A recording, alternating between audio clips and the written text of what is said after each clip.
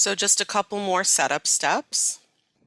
We're going to print out the list of codes off of the website, all the codes you need to fill out your report, and then gathering up all of your manifests and whatever other records you have of waste generation or waste receipt and shipment.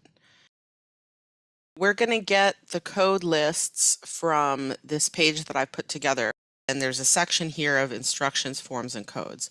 So if you prefer written instructions, you can print out this instruction document that EPA put together that walks you through everything you need to know on how to fill out your report.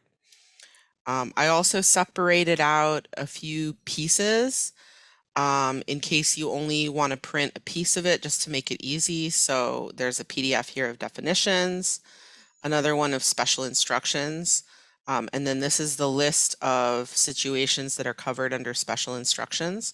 So if one of these applies to you, you probably want to read those instructions.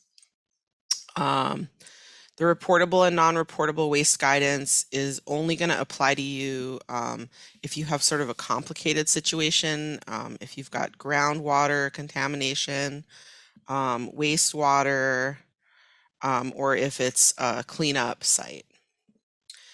And then the forms are here. So it's optional to print out these pages to sort of use them as a worksheet. If you want to print out the GM form, you can just print as many copies as you need, organize your information, and that way you can fill that out as one step and then go into the RCRA Info Industry app and enter the information as a separate step. That might be easier for you. The codes lists are pretty far towards the bottom. So I separated out the foreign site codes because you only need that if you exported any waste, and I think most of you didn't. So this PDF here includes all of the codes you're going to need.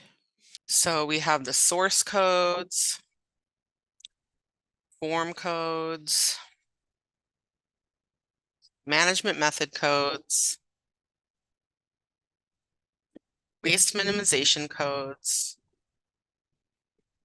and the unit of measure codes here. And we'll go over all of this, but I just recommend printing this document. And then you're going to gather all of your manifests and any other documentation that you have. And we're going to sort of talk about how to get that organized first before you actually try to fill out your report.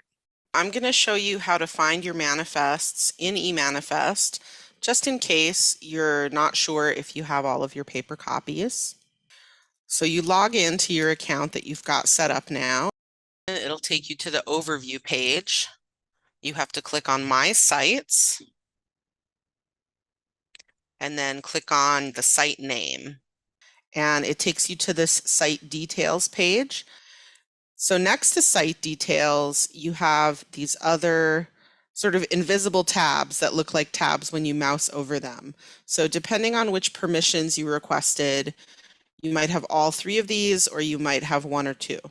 So I'm just going to click on eManifest. So remember, you have to have requested permissions for the eManifest module, and then you'll be able to go in here and see the manifest. So it's showing nothing in progress currently, and then a list of received manifests.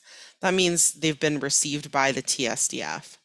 So you can sort these by their ship date and just collect the ones from the reporting year. So in this example, 2021 is the reporting year. So in order to get the copies of your manifests, all you need to do is click on the camera icon, and that will directly download the PDF to your downloads folder.